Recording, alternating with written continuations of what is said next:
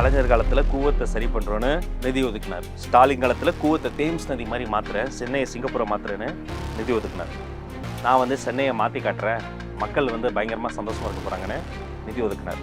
அவங்க ஒதுக்கின நிதி கடைசி வரைக்கும் குடும்ப நிதி தான். கூவமும் மாறலை, இன்னும் நாறிக்கிட்டு இருக்கோ.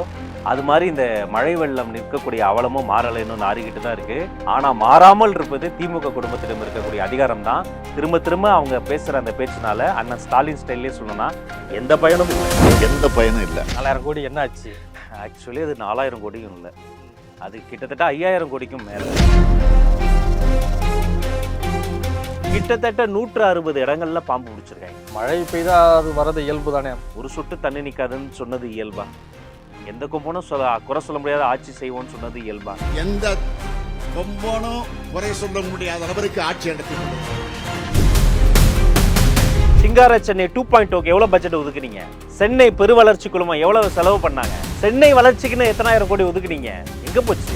ஏக்கருக்கு 20,000 ரூபாய் காம்பன்சேஷன் தராங்க. வெக்கம் இல்ல, மனசாட்சி இல்லையா? போன அதிமுக கவர்மெண்ட்ல சொன்ன அதே காம்பன்சேஷனை இத்தனை வருஷம் கழிச்சு இப்ப சொல்றது எதுக்கு சார்? நீங்க மோட்டார் வாங்குறதுக்கு எதுக்கு 4000 கோடி 5000 கோடி? இந்த இடத்துல இருந்து எடுக்கிறீங்க, தண்ணி தேங்கும் பகுதியை எடுத்துட்டு கொண்டு போய் அதை கொண்டு போய் நேரம் வங்காள வரிகுடால விடுறாங்க. அப்படியே சுத்தி சுத்தி சுத்தி இங்க எங்கிட்ட எடுத்து அங்கிட்டு விடுறது, அங்கிட்ட எடுத்து இங்கிட்டு விடுறது. மழை கொட்டுற அன்னைக்கு ஸ்கூலுக்கு லீவ் விடலாமா வேண்டாமா, விடலாமா வேண்டாமான்னு முடிவெடுக்க துப்பு இல்லாம ஏன் அண்ணா அறிவாலயத்தில் அம்பேத்கருக்கு சிலை இல்லை? அம்பேத்கருக்கு சிலை வச்சு அண்ணன் திருமாவளவன் வந்து அந்த சிலையை திறந்து வச்சா எப்படி இருக்கும்? ஆட்சியிலும் பங்கு, அதிகாரத்திலும் பங்கு. இந்த எலெக்ஷன்ல நாங்க கேட்க மாட்டோம், கேட்க போறது இல்ல. எந்த எலெக்ஷன்ல நீங்க கேட்டாலும் திமுக கொடுக்க போறது இல்ல. வணக்கம். என்ன வணக்கம். இன்னைக்கு சமூக ஊடகங்களும் சரி, ஊடகங்களும் சரி, எங்க பார்த்தாலும் சென்னையில் மழை வெள்ளம், மழை குளங்கள், மழை ஏரிகள், ஆறுகள் இப்படியே ஓடிக்கிட்டு இருக்கு. 4000 கோடி என்ன ஆச்சுன்னு கேள்வி எழுப்பப்பட்டிருக்கிறது. உங்களை கேட்குறேன், 4000 கோடி என்ன ஆச்சு? ஆக்சுவலி அது 4000 கோடியும் இல்லை, அது கிட்டத்தட்ட 5000 கோடிக்கும் மேலே.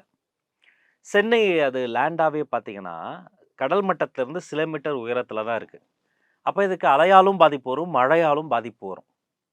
இந்த மழையால் வரக்கூடிய பாதிப்பையெல்லாம் தடுக்கணுங்கிறதுக்காக தான் 4 வடிநிலைகள், பேசின்ஸ் இருக்குது. இதெல்லாம் நம்ம தெரிஞ்சுக்கணும், பேசிக்ஸ் தான். ஒரு அரசியல் விமர்சனத்துக்கு முன்னாடி அவங்க இந்த இடத்துக்கு ஏன் வந்தாங்கன்னு நம்ம தெரிஞ்சுக்கணும்ல. கண்டிப்பா. பூவமாறு, அடையாறு, கொசஸ்தலையாறு, கோவளம் 4 பேசின்ஸ் ஐடென்டிஃபை பண்ணி கிட்டத்தட்ட ஒரு 15 கேனல்ஸ் இருக்குது, கால்வாய். அதெல்லாம் போட்டு வெள்ள தடுப்பு குழுனே ஒன்று போட்டாங்க. யார் தெரியுமா? திருப்புகழ் ஐஏஎஸ் தலைமையில் வெள்ள தடுப்பு குழு. அந்த வெள்ள தடுப்பு குழு, அது பேர்லேயே உங்களுக்கு தெரியும், வெள்ளம் வராமல் தடுக்கிறது தான் அவங்க தடுப்பு குழு. அவங்க நிறைய ரெக்கமெண்டேஷன்ஸ்லாம் கொடுத்து என்ன பண்ணாங்க, நாங்கள் வந்து மழைநீர் வடிகால் பணிகள், மழைநீர் வடிகால் அமைப்புன்னு ஒன்று பண்ண போகிறோம் அப்படின்னு சொன்னாங்க. ஒன்று புரிஞ்சுக்கணும், இதுக்கு முன்னாடியே மழைநீர் வடிகால் அமைப்பு இருந்தது. அந்த மழைநீர் வடிகால் அமைப்பு இருந்தும் சென்னையில் அடுத்தடுத்து வெள்ளமும் தண்ணியும் நின்றுச்சு, சாலைகள் முறையாக இல்லை. அப்போ நான் வந்து ஒரு சொட்டு தண்ணி கூட ரோட்டில் நிற்க விட மாட்டோன்னு சொல்லிட்டு இவங்க என்ன பண்ணுறாங்க, எக்ஸ்ட்ராடினரியாக 4000 கோடியில் ஆரம்பித்து கிட்டத்தட்ட 5000 கோடிக்கு மேலே செலவு பண்ணி அந்த பைப்லைனுடைய நீளம் இருக்குது பாருங்கள், அது வந்து அந்த குழாய் பதிக்கப்பட்ட அந்த நீளம் மட்டுமே கிட்டத்தட்ட 3100 கிலோமீட்டர். அப்போ 3100 கிலோமீட்டர்னா பாருங்கள், நீங்கள் தமிழ்நாட்டை 2 வாட்டி போயிட்டு வந்துடலாம்.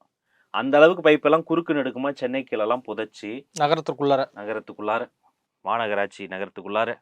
அப்புறம் நம்ம மேயர் தலைமையில் அடிக்கடி ஆலோசனை கூட்டங்களாம்.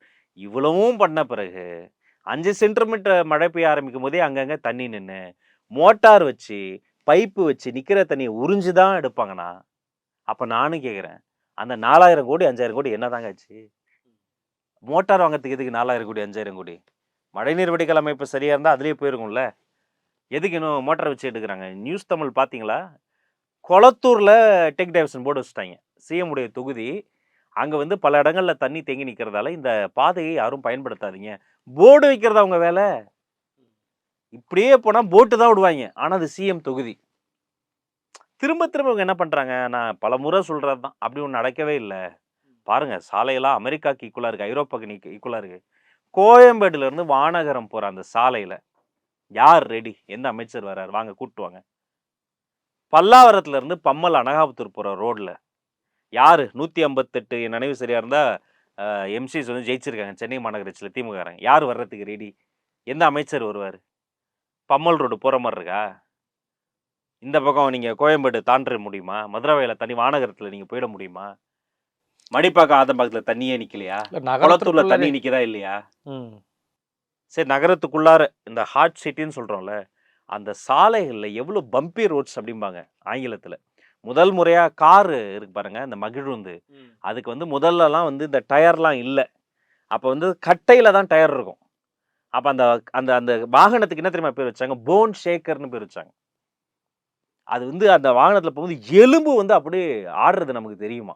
ஏன்னா அவ்வளோ கடுமையாக அப்போ சாலைகளும் கிடையாது, டயர் கிடையாது, சஸ்பென்ஷன் கிடையாது, அப்படி தானே இருக்கும். கிட்டத்தட்ட ஒரு போன் ஷேக்கராக இன்னைக்கு இருக்கிற வாகனங்களாக மாறிடுச்சு. ஏன் அவ்வளோ மேடு பள்ளம் போட்டு குலுக்கி எடுத்து இந்த மேடு பள்ளம் தெரியாமல் இருக்க பேட்ச் ஒர்க் நம்ம சிவகார்த்திகேயன் படத்தில் வருமே, அப்படி அங்கங்கே பேட்ச் ஒர்க் பண்ணி அதுவும் இப்போ ஃபுல்லாக 24 ஹவர்ஸ் நியூஸ் ஆகி போச்சு. எல்லா நியூஸ் சேனல்லையும் போட்டு போட்டு இவங்க ஒட்டுமொத்தமாக இவங்க வந்து பல்லாயிரம் கோடியும் செலவு செய்து வீட்லேயும் ரோட்லேயும் அங்கங்கே மழை தண்ணி நிற்க தான் செய்யுது. சாலைகள் சீரழிந்து சந்திரமண்டலம் மாதிரி போச்சு. 4.75 வருஷம் பல்லு இழிச்சிருச்சு. ஆனா நீங்க இப்படி ஒரு குற்றச்சாட்டு சொல்றீங்க. சிஎம் என்ன சொல்றாருன்னா, 47 ஆண்டுகள் இல்லாத விட இன்னைக்கு சென்னை நகரத்த நாங்க அந்த 4000 கோடி செலவு பண்ணி மேம்படுத்தியிருக்கிறோம். ஒரு சில இடத்துல கனமழை பெய்தா அதுக்கு என்ன செய்ய முடியும்? ஆனா விரைவாக தண்ணிய வெளியேற்றிருவோம். யாராலுமே குறை சொல்ல முடியாத அளவுக்கு பண்ணிட்டு இருக்கோம் அப்படின்றாரு. இந்த யாராலும் குறை சொல்ல முடியாது, எந்த கொம்பனாலும் சொல்ல முடியாது, சாம்ராஜ்யம் யாராலையும் தோற்கடிக்க முடியாது. இப்படி பேசி பேசி தான் ஒவ்வொரு வாட்டியும் 5 வருஷத்துக்கு அப்புறமேட்டு தோத்து தோத்து போறீங்க. ஒவ்வொரு வாட்டியும் தோக்குறீங்க. இந்த படத்துல ஆனந்தராஜ் டயலாக் ஒன்று வரும்ல, எல்லா வாட்டியும் தோத்துக்கிட்டே இருக்கேடா. அதான் நினைவுக்கு வருது. சென்னை மாநகராட்சி வந்து சுதந்திரம் கிடைப்பதற்கு முன்னாடியிலிருந்து இருக்கக்கூடிய ஒரு பெரிய ஒரு மாநகராட்சி. மழைநீர் வடிகால் அமைப்புங்கிறது என் நினைவு சரியா இருக்கும்னா 1919 அப்பவே ஒரு சட்டமா, இது திட்டம் கிடையாது, இது சட்டம். இல்ல இப்போ உங்களுடைய கேள்விக்கே நான் வரேன். சென்னை கார்ப்பரேஷன்றது ஒரு உலகத்திலே மிகப்பெரிய ஒரு கார்ப்பரேஷன், ஒரு முக்கியமான ஒரு கார்ப்பரேஷன். இப்போ மாநகராட்சியுடைய மேயருடைய செயல்பாடுகள் எப்படி இருக்கு? ஏன்னா பல்வேறு தரப்பால அவருடைய விமர்சனம் செய்யப்படுகிறது. அன்ஃபிட்ன்றாங்க. அவங்களுடைய செயல்பாடுகள் எப்படி இருக்கு? இல்ல அவங்க ஒரு பெண் மேயர். அவங்க வந்து ஒரு ஒரு ஒடுக்கப்பட்ட பின்தங்கிய பேக்ட்ராப்ல இருந்து வர்றாங்க. அவங்க வந்து நல்லா இருக்கட்டும். அவங்க நல்லா செயல்படட்டும். அவங்க வந்ததுல பெரிய மகிழ்ச்சி தான். ஆனா என்னன்னா, இந்த முதல்வர் நம்ம பேசலாம். பொம்மை முதல்வர் நம்ம பேச முடியாது. மேயர் நம்ம பேசலாம். பொம்மை மேயர் நம்ம என்ன பேச முடியும்? யாருடைய கட்டுப்பாட்டில் இருந்துகிட்டு, ஆலோசனை கூட்டம்ன்ற பேர்ல அது கட்சி கூட்டம் மாரி போட்டுக்கிட்டு, அவங்க அவங்க வேலைய அவங்க அவங்க ஒழுங்கா செஞ்சிருந்தா, இன்னைக்கு ஏன் சார் மோட்டார் வச்சு தண்ணிய உறிஞ்சிக்கிட்டு இருக்கிறாங்க? நீங்க ஓஎம்ஆர் எடுத்துக்கங்க. பெருங்குடியில அந்த விஷுவல்ஸ்லாம் பார்க்கவே அச்சமா இருக்குங்க. பெருங்குடியில வீடுகள்ல இருந்து அந்த வீடியோ எடுக்குறாங்க. பாம்பு, மீனு, அந்த தீயணைப்பு துறையில இருந்து இன்னும் அஃபிஷியலா இத நம்ம ரெக்கார்ட் பண்ணும்போது அன்அஃபிஷியலா சொல்றாங்க. இன்னும் அஃபிஷியலா டிக்ளேர் பண்ணல. கிட்டத்தட்ட 160 இடங்கள்ல பாம்பு புடிச்சிருக்காய்ங்க. இல்ல மழை பெய்தா அது வர்றது இயல்பு தானே. மழைக்காலங்கள்ல அவுட்ஸ்கட்ஸ்ல வர்றது இயல்பு தான். மழை வர்றது இயல்பு தான். வெயில் வர்றது இயல்பு தான். ஆனா இவ்ளோ விளம்பரம் வர்றது இயல்பா? ஒரு சொட்டு தண்ணி நிக்காதுன்னு சொன்னது இயல்பா? எந்த கொம்பனும் குறை சொல்ல முடியாத ஆட்சி செய்வோம்னு சொன்னது இயல்பா? இவ்வளவும் நடுவுல ஒரு ஃபங்ஷன்ல இன்னைக்கு காலைல தொகுப்பாளர் சொல்லியிருக்காரு. இதமான மழை பெய்யக்கூடிய காலை வணக்கத்தை சொல்லி ஒரு ஃபங்ஷன தொடங்கியிருக்காங்க. சிஎம்மும், டெப்யூட்டி சிஎம்மும் அங்க உட்காந்துருக்காங்க. இது வெள்ளத்துல மாட்டின வியாசர்பாடியில இருக்கிற என்னுடைய சொந்தங்களுக்கு எப்படி வயிறு எரியும் இத கேட்கும்போது. ஏன்டா இதமான மழையா உங்களுக்கு? குளிரான மழை அப்படிதான் 2 மாசம் முன்னாடி அண்ணன் மாசு சொன்னாரு. அப்போ ஒரு வாட்டி மழை வந்தது. அப்போ மழை பெஞ்சப்ப மாசு என்ன சொன்னாரு? மழைய பார்த்து பயப்படாத. மழைய என்ஜாய் பண்ணுங்கன்னு அடிச்சு விட்டாரு. மழை இல்லாமல் பாலைவனத்திலே, சகாரா பாலைவனத்தில எவ்வளோ கஷ்டப்படுறாங்க. மழைய என்ஜாய் பண்ணுங்க. இப்ப நான் கேட்கிறேன், மழைய என்ஜாய் பண்ணுங்க. இப்ப சைதாப்பேட்டையில அண்ணன் சொல்ல முடியுமா? கூவம் நதி ஓரமாக இருந்த எங்களுடைய பூர்வக்குடி தமிழர்களை எல்லாம் அடிச்சு துரத்தி கொண்டு போய் கண்ணகி நகர்ல போட்டீங்களா? இருக்கிற ஆறுகளினுடைய ஆக்கிரமிப்பெல்லாம் அகற்றோம்னு சொல்லிட்டு, ஆக்கிரமிப்பு அகற்றோன்ற பேர்ல கார்ப்பரேட்டுக்கு தார வாத்தீங்களா? ஸ்பாஞ்ச் தண்ணிய உறிந்து வைப்பதை போல இருக்கக்கூடிய இயற்கையான நீர்நிலைகளை எல்லாம் ஆக்கிரமித்து காசு வாங்கிட்டு கார்ப்பரேட்டுக்கு வித்தீங்களா? கீழ்நிலை கிணறுகள தயாரித்து ரெடியா வைங்க. கார்ப்பரேஷனுக்கு சொந்தமா நூற்றுக்கணக்குல 500க்கு அதிகமான அவ்ளோ பூங்காக்கள் இருக்காங்க. கீழ்நிலை உறை கிணறுகள்லாம் தயார் பண்ணி வைங்கன்னு சொன்னபோது, காச மட்டும் அதுக்கு அலோகேட் பண்ணி அத சரியாம செய்யாம விட்டீங்களா? கோயில் குளங்கள் 32 கோயில் குளங்கள் இருக்கு. இதெல்லாம் ஸ்டோரேஜ் வெல்ஸ். அந்த கோயில் குளங்கள் முறையா தூர்வாரி இருந்தா, அவங்க சொல்ற மாரி ப்ராப்பரா மெயின்டெயின் பண்ணியிருந்தா, அது எல்லாமே இந்த இந்த தண்ணிய உறிஞ்சி வைக்கக்கூடிய இடங்கள். இதை எதுவுமே செய்யாம, வெறும் விளம்பரம் மட்டுமே செய்வோம். அதுக்கு நான் ஒரு இந்த பொம்மை ரிமோட் கார்லாம் வேலை செய்யுமே, அது மாரி செய்வோம்னா, இதெல்லாம் மக்கள் பார்த்துக்கிட்டு இருக்கிறாங்க. வெற்றிய குடுத்தது யாரு அவங்களுக்கு? மக்கள். அவங்க வரலாற்றில் மறக்க முடியாத ஒரு பாடத்தை கற்றுத்தர போதும் மக்கள். இன்னைக்கு மழையில கஷ்டப்படுறது யாரு? மக்கள். இருசக்கர வாகனத்திலயும், கார்லயும் போக முடியாம அந்த ரோட்ல அப்படி குலுங்கி குலுங்கி சொல்லவே அச்சமா இருக்கு. யாராவது கிட்னி ஸ்டோன் இருக்கவங்க இந்த கார்ல, இந்த பைக்ல அந்த ரோட்ல போனாங்கன்னு வச்சுக்கோங்களேன், அந்த அரை மணி நேரம் ட்ரிப்பு முடியறதுக்குள்ள ஸ்டோன்லாம் வெளில வந்துடும். அந்த மாதிரி ஒரு மோசமான சாலைகளை போட்டு ரொம்ப மோசமான பராமரிப்பு பண்ணிட்டு எப்படி இவங்க விளம்பரம் மட்டும் பண்ணிக்கிட்டே நம்புறாங்கன்னு தான் தெரியல. மக்கள் பார்த்துக்கிட்டு இருக்காங்க. இல்லை இன்னொன்று பார்த்தீங்கன்னாக்கா, இப்போ இந்த மழைநீர் வடிகால் பணி என்பது காலதாமதமாக தொடங்கிட்டாங்க அப்படிங்கிற குற்றச்சாட்டு இருந்திருக்கு. பல இடங்கள்ல நீங்கள் பார்த்துருக்கலாம். கேகே நகர், என் நெசப்பாக்கம் போன்ற பகுதியில், அதே போன்ற அம்பத்தூர் சைடுலாம் பார்த்தா இந்த மழைநீர் வடிகால் பணி என்பது அதோ கதியில் நடந்துக்கிட்டு இருக்கிறது. அது ஒரு காரணம் அப்படின்றாங்க. ஏன் இந்த குறிப்பிட்ட காலத்திற்குள்ளார அந்த பணிகளை முடிக்க விட மாட்டாங்க? மழை வருவதற்கு ஒரு 2 மாசம் 3 மாசம் முன்னாடி வந்து இந்த தூர்வார பணிகள்லாம் ஆரம்பிக்கிறத விட பல மாதம் முன்பே தூர்வாரும் பணிகளை ஆட்டோமேட் பண்ணி அதை ரெகுலரா பண்ணியிருக்கணும். இப்ப சிங்கப்பூர்ல இல்லாத பிரச்சனையா? சிங்கப்பூர் எப்படி பண்றாங்க? சிங்கப்பூருடைய பார்க் என்பது ஒரு ஸ்பாஞ்ச் மாதிரி இருக்கும். அங்க ரெயின் வாட்டரை ஸ்டோரேஜ் பண்றதுக்கான ஸ்டோரேஜ் வெல்ஸ் இருக்கு. இங்க ஒரு துறை இன்னொரு துறையோட ஒரு பரஸ்பர புரிந்துணர்வுல இருக்கா சொல்லுங்க பார்க்கலாம். மழைநீர் வடிகால் அமைப்பு என்பது ஒரு பகுதி, பாதாள சாக்கடைங்கிறது இன்னொன்னு, மெட்ரோ அவங்க தனியா ஒன்று தோண்டிக்கிட்டு இருக்கிறாங்க. எத்தனை வருஷமா தோண்டிக்கிட்டு இருக்கிறாங்க. இவனுக்குள்ளார ஒரு சிங்க்ரனைஸ் இருக்கா? சென்னைங்கிறது ஒரு சின்ன ஒரு தோசையா நீங்க கற்பனை பண்ணுங்க. ஆளாளுக்கு ஒரு பக்கம் போட்டு இழுத்தா அது பிஞ்சு சிதறி கண்ணாபின்னான்னு போகுமா போகாதா? அது ஒரு சிங்க்ரனைஸ்டா அவர்களுக்குள்ள ஒரு ஒரு உரிமைத்தை ஏதாவது ஒன்றாவது இருக்கா? அப்படி எதுவுமே இல்லாம ஓ மழை வரப்போகுது தூர் வாரணும் அப்படின்ற கணக்காட்டணும், ஃபோட்டோ எடுக்கணும், விளம்பரம் பண்ணணும் அப்படின்ற பேரில் அந்த ஊழியர்களை வந்து குறுகிய நேரத்தில் நிறைய வேலை வாங்கணும். எப்படி எஸ்ஐஆரை கொண்டு வந்து பிஓஎஸ் எல்லாம் போட்டு ஒன்றிய அரசு டார்ச்சர் பண்ணிட்டு இருக்கு பாருங்க, தற்கொலை பண்ணி எல்லாம் செத்துக்கிட்டு இருக்காங்க. அதுக்கு சற்றும் குறைவில்லாது இது மாதிரி பேரிடர் காலகட்டத்தில், பெருமழை காலகட்டத்தில், மான்சூன்ஸில் வந்து இங்கே இருக்கக்கூடிய அந்த அப்பாவி தொழிலாளர்களை, போக்குவரத்து காவலர்களை, தூய்மை தேவதைகளை இன்னும் உண்ணாநிலை போராட்டம் முடியலை. இன்னும் தூய்மை தேவதைகள் போராடிட்டு இருக்கிறாங்க. ஆனால் இந்த மழை வெள்ளத்துக்கு நடுவுலையும் அவங்க வேலையை செஞ்சுக்கிட்டே இருக்கிறாங்க. இப்படி இது ஒரு மனிதாபிமானம் இல்லாமல் இவங்க நடந்துக்கிறதும், ஒரு துறை இன்னொரு துறையோட போட்டி போட்டு வேலை செய்வது பதிலாக போட்டி போட்டு லஞ்சம் வாங்குறது, போட்டி போட்டு காசு அடிக்கிறது, போட்டி போட்டு விளம்பரம் பண்ணுறது, இப்படி முழுக்க முழுக்க விளம்பர மாடலாக போனதோடைய அவுட்புட் தான் இது. இப்போது 2026 நம்ம வாழ்ந்துக்கிட்டு இருக்கோம். ஒரு தண்ணீரை வெளியேற்றுவதற்கோ இல்லை ஒரு திட்டங்களை செயல்படுத்துவதற்கோ எவ்வளோ டெக்னாலஜி வந்துருச்சு. நம்ம அண்டை நாடுகள்லையும் பார்க்குறோம். ஆனால் இன்னமும் இவங்க பம்பு செட்டு அதை நம்பி இருக்கிறாங்களே. எப்படி பம்பு செட்டை வச்சு எடுத்த தண்ணியை எங்கே விடுவீங்க? இந்த தெருவில் எடுத்து அடுத்த தெருவில் விட போகிறாங்க. இந்த இடத்துல இருந்து எடுக்கிறீங்க, தண்ணி தேங்கும் பகுதியை எடுத்துட்டு கொண்டு போய் அதை கொண்டு போய் நேராக வங்காள விரிகுடாலையா விட்றாங்க. அப்படியே சுற்றி சுற்றி சுற்றி இங்கிட்ட எடுத்து அங்கிட்டு விடுறது, அங்கிட்ட எடுத்து இங்கிட்டு விடுறது. இதுதான் உங்களோட விஞ்ஞான வளர்ச்சியா? 2025 வந்து இது சயின்டிஃபிக் அட்வான்ஸ்மெண்ட்னு சொல்லுவீங்களா? இதை பார்த்து தொழில்துறையெல்லாம் போட்டி போட்டு வந்து முதலீடு செய்வாங்களா? அமெரிக்கா, ஐரோப்பா, நார்வேஜியன் கண்ட்ரிஸ் கூட இந்த அளவுக்கு வளர்ச்சி பெறலையா? சிங்கார சென்னை 2.0க்கு எவ்வளோ பட்ஜெட் ஒதுக்குனீங்க? சென்னை பெருவளர்ச்சி குழுமம் எவ்வளவு செலவு பண்ணாங்க? சென்னை வளர்ச்சிக்குன்னு எத்தனாயிரம் கோடி ஒதுக்குனீங்க? எங்க போச்சு? இப்போ நாம 4000 கோடி செலவான போதுலேருந்து இந்த மீடியாக்கள்ல இதெல்லாம் கேட்க ஆரம்பிச்சோம். இப்போ அது 5000 கோடியை தாண்டிருச்சு. ஆனால் திரும்ப 4000 கோடி எங்க, 4000 கோடி எங்க தான் நம்மளே கேட்டுக்கிட்டு இருக்கிறோம். அந்த 4000 கோடி எங்க அப்படின்னு கேள்வி கேட்டப்ப அவங்க ஒழுங்கா பதில் சொல்லி சுதாரிச்சு செயல்பட்டு இருந்தாங்கன்னா இது அட்லீஸ்ட் கொஞ்சமாவது டேமேஜ் கண்ட்ரோல் ஆயிருக்கும். ஆனால் இன்னைக்கு என்ன பண்றாங்க? ஒரு நியூஸ் சேனல் யாராவது ஒருத்தங்க நடுநிலையா இருக்கிறவங்க அந்த இடத்துக்கு போய் ஒரு சொட்டு கூட தண்ணி கூட நிக்கலன்னு அங்க இருக்க ரிப்போர்ட்டர்ஸை சொல்ல சொல்லுங்க. உங்க நண்பர்கள் தானே, சொல்ல சொல்லுங்க பார்ப்போம். மறைமுகமா எவ்வளவு பேருக்கு ஆபத்து, பைக்கு, காரு, வாகனங்கள். நீங்க ஒரு 20 வருஷம் சென்னையில வேலை பார்த்தா சரவணன், உங்க வாழ்நாள்ல 20-25 வருஷம் வேலை பார்க்குறீங்க சென்னையில, பொண்டாட்டி புள்ளக்குட்டி அப்பா அம்மாவெல்லாம் ஊர்ல விட்டு கஷ்டப்பட்டு வேலை செய்றீங்க.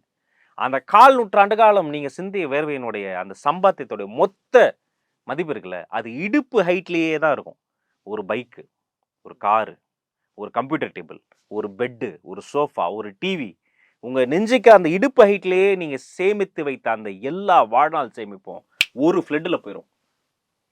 கடந்த காலங்களை பார்த்துருக்குறோம். அப்ப எவ்வளவு உஷாரா இருக்கணும். இது சாதாரண விஷயமா? பயிர்கள் போச்சுங்க, ஏக்கருக்கு 20,000 ரூபா காம்பன்சேஷன் தரேன்ற வெக்கம் இல்லை உங்களுக்கு? கொஞ்சம் கூட வெக்கம் இல்லை, மனசாட்சி இல்லையா? போன அதிமுக கவர்மெண்ட்ல சொன்ன அதே காம்பன்சேஷனை இத்தனை வருஷம் கழிச்சு இப்ப சொல்றது எதுக்கு சார்? நீங்க இல்லை எதிர்கட்சியாக இருக்கும்போது ஒரு கேள்வி கேட்குறாரு. எதிர்கட்சியா இருக்கும்போது அதிமுக வந்து ஏக்கருக்கு 20,000 ரூபாய் அனௌன்ஸ்மெண்ட் பண்ணாங்க காம்பன்சேஷன் விவசாயிகளுக்கு. அதை எதிர்த்து விமர்சனம்லாம் பண்ணிட்டு அதுக்கப்புறம் எவ்வளோ வருஷம் ஆச்சு? இன்னும் 5 வருஷம் ஆச்சு, விலைவாசி ஏறி போச்சு. அப்போ சர்க்கரை என்ன விலை, இப்போ எவ்வளோ கிலோ? அப்போ எவ்வளோ லஞ்சம் வாங்கினீங்க, இப்போ எவ்வளோ? அப்போ எவ்வளோ கட்டிங்க, இப்போ எவ்வளோ கட்டிங்க? எவ்வளோ மாற்றிட்டீங்க, எவ்வளோ ஏற்றிட்டீங்க, எவ்வளோ வளர்ந்துட்டீங்க? இப்போ வந்து ஏக்கருக்கு 20,000ன்னு இன்னும் 3 மாதத்தில் எலெக்ஷன் வச்சுக்கிட்டு சும்மா ஒப்புக்கு இவ்வளோலாக்கி அனௌன்ஸ் பண்ணுறீங்களே, ஏன் 40,000 45,000 கொடுக்கக்கூடாது ஏக்கருக்கு? அவங்க கேட்குறாங்க, கால்குலேட் பண்ணி விவசாயிகள் கேட்குறாங்க, கொடுக்க மாட்டீங்க. அப்போ யாரை ஏமாத்துறீங்க? அப்போ முழுக்க முழுக்க இவங்களுக்கு அந்த ஹியூமானிட்டேரியன் மனிதாபிமானமே கிடையாதுங்க. எப்படியாவது ஜெயிச்சிடணும், அதிகாரத்தை தக்க வைக்கணும், விளம்பர வெறி மட்டும்தான். சென்னை நகரை பொறுத்தவரை 20 சென்டிமீட்டர் மழை வந்தால் கூட மழை வந்த சுவடே தெரியாமல் தண்ணி செல்வதற்கான ஏற்பாடுலாம் செஞ்சுருக்கோம். மக்கள் மகிழ்ச்சி வெள்ளத்தில் இருப்பதாக மாசு சொல்லியிருக்காரு. திரும்ப சொல்றேன், அண்ணன் மேல எனக்கு மதிப்புண்டு. சுவடே இல்ல. தெரியாம மழை தண்ணி ஏன்னா ஸ்டா வச்சு உறிஞ்சு எடுத்துட்டாங்களே. ஏங்க மழைநீர் வடிகால் அமைப்பு சரியா செஞ்சிருந்தா சுவடே இல்லாம தண்ணி போக போகுது.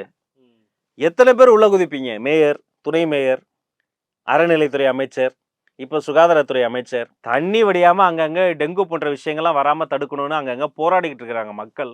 மழை கொட்டுற அன்னைக்கு ஸ்கூலுக்கு லீவ் விடலாமா வேண்டாமா, விடலாமா வேண்டாமான்னு முடிவெடுக்க துப்பு இல்லாம திங்கக்கிழமை அந்த குழந்தைங்க பள்ளிக்கூடம் போனவங்க, காலேஜ் போனவங்க பட்ட பாடு இருக்கு பாருங்க. அந்த பேரண்ட்ஸ் எங்க ஸ்கூல்ல கொண்டு போய் விட்டு ஆபீஸ் வந்துட்டாங்க எல்லாரும். மெசேஜ் அனுப்புறான் ஸ்கூல்ல இருந்து, வந்து கூட்டு போங்க பசங்களுக்கு லீவு, கவர்மெண்ட் விடல நாங்களே விட்டோன்னு. இப்போ ஆபீஸ்ல இருந்து அவன் ஸ்கூலுக்கு போறது எப்படி போவான்? போய் மழையில நனைஞ்சு திரும்பிய திசையெல்லாம் காய்ச்சல், விஷஜுரம். இப்படிப்பட்ட சூழ்நிலையில வந்து அவங்க நீங்க ஏதாவது ஒன்று சொல்லிக்கங்க, யாரா வேணா இருக்கட்டும். ஆனா அதை அவங்க சொல்ற விதம் இருக்குல்ல, அதை அவங்க வந்து ஒரு பெரிய சொர்க்கபுரியில வாழ்ற மாதிரி. நீங்க எல்லாம் பேரலல் யூனிவர்ஸ்ல வாழ்றீங்களா? இந்த உலகத்துல தான் இருக்கீங்களா? முட்டு கொடுக்கலாம், ஒரு அளவுக்கு தான் மக்கள் பொறுமையா இருப்பாங்க. முரட்டு முட்டெல்லாம் கொடுக்காதீங்க, ரியாலிட்டி என்னன்னு மக்களுக்கு தெரியும். ஆனால் நீங்கள் இப்படி சொல்கிறீங்க, ஊடகங்களில் வந்து அந்தந்த மாவட்டத்தை மழை நிலவரம் பொறுத்தவரை அந்த மாவட்ட ஆட்சியரே முடிவெடுக்கலான்ற மாதிரி சொல்கிறாங்களே. ஏன் சென்னையில் என்ன அந்த மாதிரி பிரச்சனை? கனமழை தெரியாத மாவட்ட ஆட்சியருக்கு? மாவட்ட ஆட்சியர் கையில் அதிகாரம் இருந்தால் அவர் முடிவு எடுத்தாரா? மழை வரப்போகுதுன்னு முன்கூட்டி வானிலை ஆய்வு மையம் சொல்லிருச்சு, புயலுக்கு பேரே வச்சுட்டாங்க.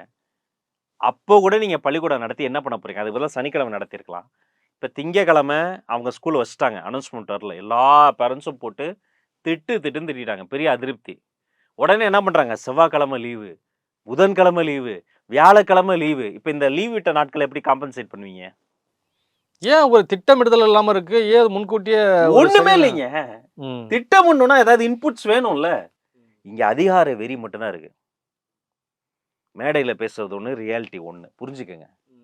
மேடையில சமூக நீதி பேசுவாங்க, பின்னாடி வேற மாதிரி இருப்பாங்க, கட்சிக்குள்ள சாதி வெறி பிடிச்சி தான் இருப்பாங்க. அதே மாதிரி ஒரு சிறந்த நிர்வாகத்தை தர்றதை போன்ற ஒரு பிம்பத்தை தான் அவங்க ஏற்படுத்துறாங்க. They're focusing more on advertisements and exhibitions. நாங்கள் இதெல்லாம் பண்ணிட்டோன்ற அச்சீவ்மெண்ட்ஸை வந்து எப்படியாவது கொண்டு போய் சேர்க்கணும்னு ப்ரொபகண்டாவில் தான் அவங்க their so focus. But grass ரூட்ஸில் போய் அவங்க வேலை பார்க்கணுங்கிறதுல இதே ஃபோக்கஸ் எஃபர்ட்ஸ் போட்டிருந்தாங்கன்னா it would have been different. இன்னைக்கு எதிர்கட்சிகள் தான் கடுமையாக பேசிட்டு வரீங்க, ஆனால் கூட்டணி கட்சிகள்லாம் 4000 கோடி பற்றி வாய திறக்கலையே. ஏதோ எப்படி திறப்பாங்க? இது கருப்பின தோழர்கள்லாம் வெள்ளை சமூகத்தில் அடிமைப்பட்டு கிடந்தாங்க. அதை விட மோசம் இது. எத்தனை அவமானங்களை வந்து சுமந்துக்கிட்டு இருக்க போறீங்க? இல்லை, பிரச்சனை இருந்தால் தானே கேட்பாங்க. சரி, நான் ஒன்னே ஒன்று நீங்கள் இது நான் சொல்ல வேணான்னு நினச்சேன், நீங்கள் ட்ரிகர் பண்ணுறீங்க. காமராசர் ஆட்சி ஊழல் ஆட்சின்னு திமுக ஆதரவு ஊடகவியலாளர்களை வச்சு ஏவி விட்டு பேச வச்சுக்கிட்டு இருக்கிறாங்க. அதை கொஞ்சம் கூட கண்டுக்காம போய் வேற ஒரு குழு போய் கூட்டணி பேசுறேன். காமராஜரை திட்டுறாங்க. முன்னாள் அமைச்சர் ஒருத்தர் காமராஜரை குறித்து கேவலமா பேசினார், அவருடைய கடைசி காலத்தை பத்தி. கலைஞர் அவர் மீது நான் மதிப்பு வச்சிருக்கிறேன், ஆனா அவரை முன்னிலைப்படுத்துறதுக்காக காமராஜரை சிறுமப்படுத்துவீங்க? கண்ணப்பன் ஐயா திமுகல அவர் மேடையில் மைக்க பிடிச்சி சொல்றாரு, காங்கிரஸ் கட்சியெல்லாம் வேஸ்ட்டு, அது வந்து சீட்டு கேட்கறதுக்காக லாய்க்கின்ற. காமராஜரை இழிவுபடுத்துறாங்க, ஊடகவியலாளர்கள் இழிவுபடுத்துறாங்க, ஆதரவாளர்கள் இழிவுபடுத்துறாங்க, கட்சியில் இருக்கவங்களே அசிங்கமாக பேசுறாங்க. அப்போ கூட காங்கிரஸ் கட்சிக்கு வந்து கோபம் வரல. ஏன்னா இதை கேட்கும் போது காமராசரை குறித்து அத்தனை மேடைகளில் தொண்டத்தனி வத்த பேசி பசங்க கிட்ட சொல்லி அந்த பெருந்தலைவன் அந்த மாமனிதன் இல்லைன்னா அந்த மண்ணுக்கு கல்வி கண் திறந்திருக்காதுங்கிறத பேசுறவங்களுக்கு எனக்கு கோபம் வருது. நீங்க சொல்லுங்க, சமூக நீதி இருக்கா அந்த மண்ணுல? எவ்வளவு சாதி கலவரம் நடக்குது? நான் எத்தனையோ இடங்கள்ல கேட்ட இதுக்கு பதிலே சொல்ல மாட்டாங்க. ஏன் அண்ணா அறிவாலயத்தில் அம்பேத்கருக்கு சிலை இல்லை? இருக்கே, அங்க பெரியாருக்கு அண்ணாக்கு சிலை இருக்கு, கலைஞர் ஐயாக்கு சிலை வச்சிட்டீங்களே, ஏன் நீங்க வந்து அம்பேத்கருக்கு சிலை வைக்கல? அம்பேத்கருக்கு சிலை வச்சு அண்ணன் திருமாவளவன் வந்து அந்த சிலையை திறந்து வச்சா எப்படி இருக்கும்? ஆட்சியிலும் பங்கு, அதிகாரத்திலும் பங்கு. இந்த எலெக்ஷன்ல நாங்க கேட்க மாட்டோம், கேட்க போறது இல்ல. எந்த எலெக்ஷன்ல நீங்க கேட்டாலும் திமுக கொடுக்க போறது இல்ல. இல்ல, அவர் உறுதியா அடுத்த முறை அதுக்கான நேரம் வரும்போது கேட்டு பெறுவோன்றாரு. 2036ல போனாலும் அவங்க கொடுக்க போறது இல்ல. பிளாஸ்டிக் சேர் போட்டு உட்கார வச்சுட்டு உங்களை விட்டே நானே கம்ஃபர்டபிலிட்டிக்காக தான் அப்படி உட்கார்ந்தேன்னு சொல்ல வைக்கிறேன். அந்த கூட்டத்துல உட்காந்து நீங்க 4000 கோடி 5000 கோடி பேச முடியுமா? இல்ல, அதுக்கு தான் சொல்றாங்கல்ல, பாஜக உள்ள வந்துரும், பாஜக உள்ள வந்துரும். இப்படியே சொல்லிக்கிட்டே இருங்க. ஆல்ரெடி உள்ள வந்துருச்சு. திமுகன்ற பேர்ல இருக்கிறது பாஜக தான். இந்த 4.25 வருஷம் அவங்க நடத்திட்டு இருக்க ஆட்சி வந்து அப்படியே பாஜக மாடல் தான். இந்த 4.25 வருஷம் அவங்க வந்து இந்த நடுநிலையாளர்கள் மீது அவங்க காட்டுற அந்த கெடுபிடிகள்லாம் அப்படியே பாஜக மாடல் தான். அங்கே பாஜக, இங்கே திமுக, ரெண்டும் ஒன்றுக்கு ஒன்று சலிச்சது கிடையாது, ரெண்டும் வேற வேற கிடையாது. ஆனால் திரைமறைவில் அவங்க பெரிய கூட்டாளியாக இருந்தாலும் மேடைக்கு மேடை 2 பேரும் சண்டை போட்டுருக்க மாதிரி நடிச்சுக்குவீங்க, அவ்வளோதான். இன்னைக்கு அதே ஊடகங்களில் ஒரு காட்சி ஒன்று ஒளிபரப்பப்பட்டு வருகிறது, பகிரப்பட்டு வருகிறது. கலைஞர் காலத்தில் மழை பெய்யும் போது செல்லுவார், நிவாரணப் பொருளை கொடுப்பாரு. ஸ்டாலின் காலத்துலேயும் அதேமாரி இருக்குது. அடுத்தது உதயநிதி காலத்துலேயும். இப்போ கடைசி வரைக்கும் இந்த நிவாரணப் பொருள் தான் சென்னைக்கு தீர்வா? கலைஞர் காலத்தில் கூவத்தை சரி பண்ணுறோன்னு நிதி ஒதுக்குனார். ஸ்டாலின் காலத்தில் கூவத்தை தேம்ஸ் நதி மாதிரி மாத்துறேன், சென்னையை சிங்கப்பூரை மாத்துறேன்னு நிதி ஒதுக்குனார். அவங்க ஒதுக்குன நிதி கடைசி வரைக்கும் குடும்ப நிதி தான். கூவமும் மாறலை, இன்னும் நாறிக்கிட்டு இருக்கோ, அது மாதிரி இந்த மழை வெள்ளம் நிற்கக்கூடிய அவலமும் மாறலை, இன்னும் நாறிக்கிட்டு தான் இருக்குது. ஆனால் மாறாமல் இருப்பது திமுக குடும்பத்திடம் இருக்கக்கூடிய அதிகாரம் தான். திரும்ப திரும்ப அவங்க பேசுகிற அந்த பேச்சினால அண்ணன் ஸ்டாலின் ஸ்டைல்லே சொல்லணும்னா எந்த பயனும் இல்லை. வேறு உங்களுக்கு கருத்தில் பகிர்ந்ததுக்கு ரொம்ப நன்றிண்ணே.